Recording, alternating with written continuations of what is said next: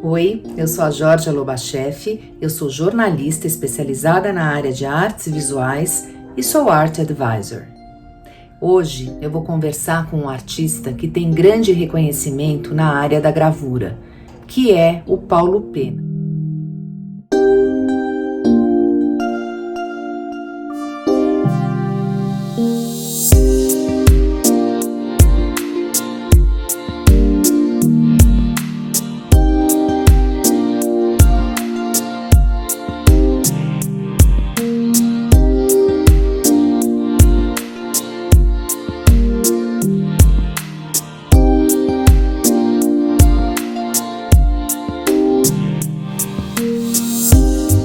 Para quem pensa em começar uma coleção de arte, é fundamental conhecer um pouco mais do universo da gravura. A palavra gravura, além de significar uma imagem impressa, é também utilizada para designar as diferentes técnicas de gravação, como a gravura em metal, que utiliza metais como o cobre, o latão e o zinco como matriz, a xilogravura, que utiliza madeira como matriz, a litografia, que utiliza a pedra como matriz, e a serigrafia, que usa o stencil como matriz.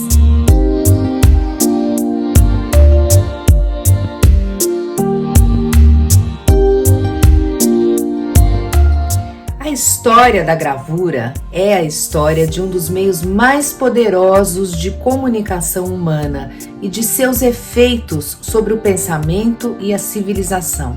A gravura rompe com o conceito de obra de arte como peça única, como é a pintura e a escultura tradicional.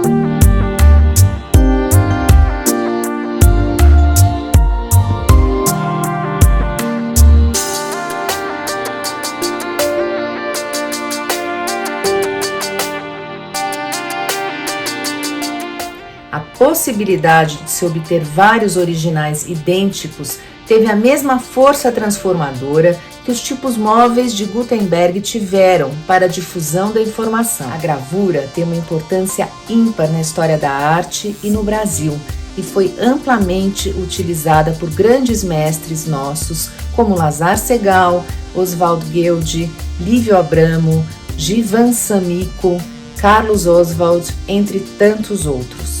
Na contemporaneidade, a gravura rompe limites e passa a transitar no campo da escultura, do grafite, da instalação e de várias outras linguagens. Esta, aliás, é uma das principais características da produção de arte contemporânea.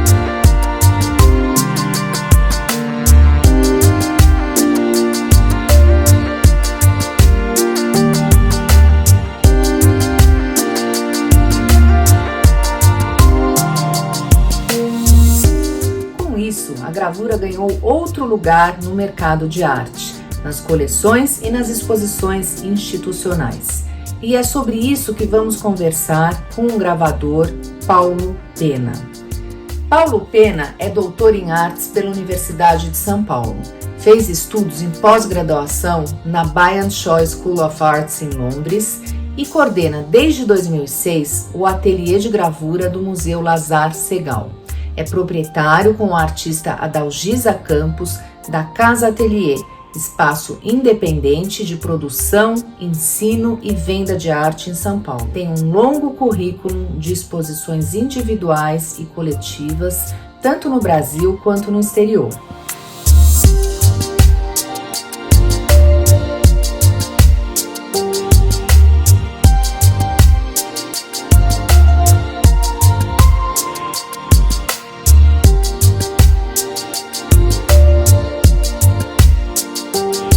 Paulo, como surgiu o seu interesse pela gravura? O meu interesse pela gravura, ele começa no momento em que eu cursava a escola de artes, na ECA, e ali eu tive contato com professores que foram muito importantes para mim, na minha formação, e especificamente me deram aulas de gravura, como o Evandro Carlos Jardim e a Regina Silveira, entre tantos outros professores que também foram muito importantes.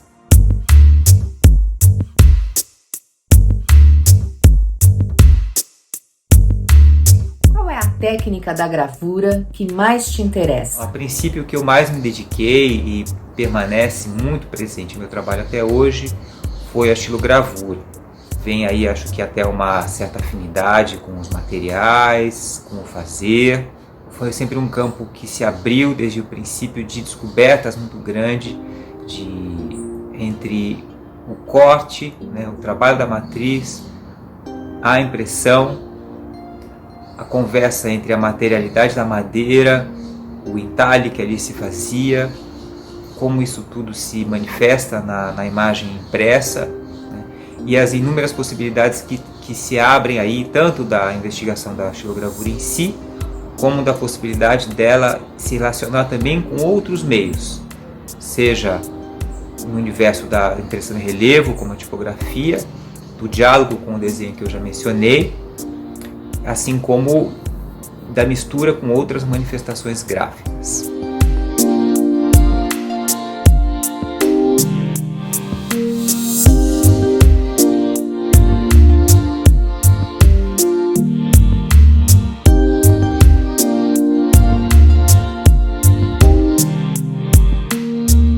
Conta pra gente sobre a sua pesquisa como gravador, tanto em termos técnicos quanto temáticos. Muito particularmente para mim interessou muito esse envolvimento da gravura com o desenho, tanto no sentido do projeto, como da construção da imagem, como de uma singularidade de um desenho, de uma imagem que se formava ao gravar, ao atuar sobre a matriz e que se manifestava na impressão e que ganhava um caráter de uma materialidade, de uma visualidade muito singular nas escolhas do ato de imprimir. Tem aqui a matriz em madeira, na qual essa imagem é gravada, e a sua impressão sobre papel. E aqui acho que fica claro o que eu dizia, né? Então há uma materialidade, uma forma específica do corte na madeira, como ela se constrói ali naquele campo, e a tradução para o papel, né? Então tudo que é entalhe se transforma em linha luminosa, a superfície da madeira ganha uma determinada qualidade material, de cor, com a tinta impressa, o campo do papel é um outro dado material e de caráter da imagem que se adiciona. Então esse tipo de investigação próprio de uma linguagem, que eu digo aí de um desenho que se inaugura também enquanto pensamento e manifestação. Outra questão que eu vou explorar é da possibilidade também de combinação entre várias matrizes e também da combinação da gravura com outros meios. Essa imagem, por exemplo, tem uma série de interferências em um mesmo suporte. Tem aí duas fotografias, tem uma gravura em metal, duas xilogravuras e pintura. Por quais transformações a gravura passou nos últimos 30 anos? Quando falamos de gravura contemporânea, estamos falando exatamente do quê? Então, nesse universo, né, de uma imagem impressa, nós vamos ver artistas experimentando, por exemplo, o universo do outdoor, ou do cartaz colado na rua, às vezes até do folder, do folheto impresso, de imagens impressas sobre objetos, de imagens projetadas. Então, uma grande ampliação, vamos dizer assim, desse campo do que é conceitualmente uma matriz, que de alguma maneira ela se abre muito no nosso universo mesmo, né? Ou seja, a partir do momento em que você parte para ter as imagens de uma matriz, vamos dizer assim, fotográfica, depois as questões da possibilidade de multiplicação industrial, e mais recentemente ainda todo esse universo digital, numérico, né, das imagens virtuais, esse campo ele se abre muito e você vai ter aí muitos artistas experimentando todo esse universo.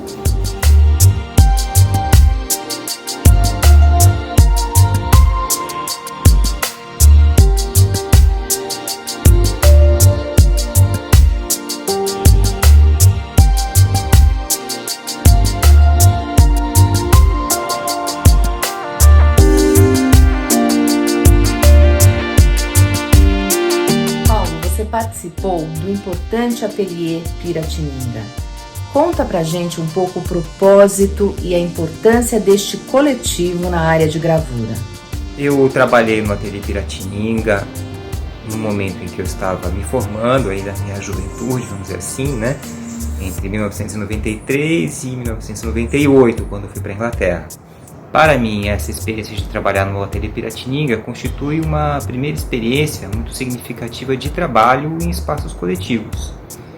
Dali adiante, eu frequentei tanto ateliês coletivos públicos, como o ateliê experimental Francesc Domingos, do Museu de Arte Contemporânea de São Paulo, como o ateliê do Museu Lázaro Segall, no qual eu trabalho hoje, né, como coordenador, como outros ateliês coletivos, como a Associação Jatobá e atualmente a Casa Ateliê, na qual eu trabalho, divido esse espaço com a artista Adalgisa Campos, e nós desenvolvemos aqui uma série de projetos de nosso desenvolvimento do trabalho, mas também de filmes, né, projeção de cinema, aulas, debates, grupos de estudo.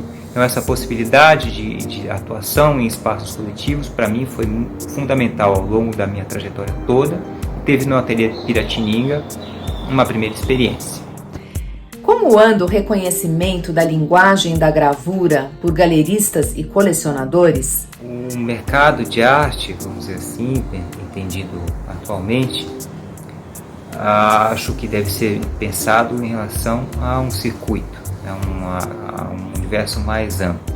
Então, hoje existem muitos ateliês coletivos que trabalham, ou na forma de associações, ou às vezes dividindo o mesmo espaço, efetivamente um ateliê entendido como um espaço físico.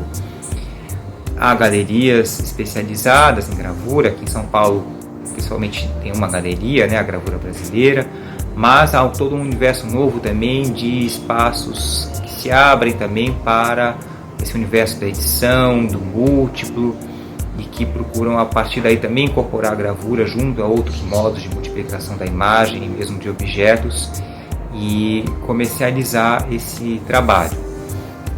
Paulo, mostra pra gente o que você anda produzindo.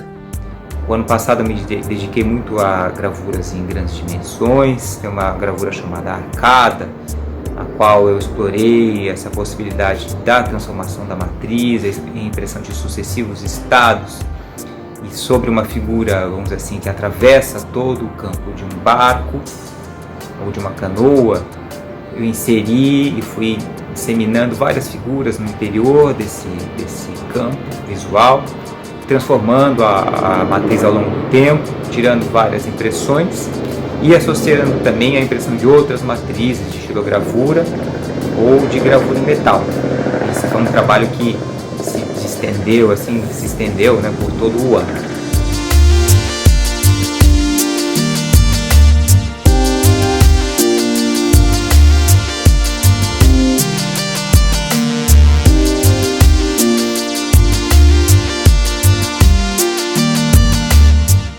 Simultaneamente a essa gravura, eu também trabalhei em outras que têm a dimensão corpo, que eu havia trabalhado no doutorado, retomei, voltei a mexer nessas matrizes. Esse trabalho foi exposto ano passado numa exposição importante que teve de xilogravura, chamada Xilo, Corpo e Paisagem, que ocorreu no Sesc Pinheiros e no Sesc Guarulhos, que reuniu ali uma série grande de artistas que trabalharam a gravura em São Paulo, particularmente a xilogravura, a partir dos anos 90.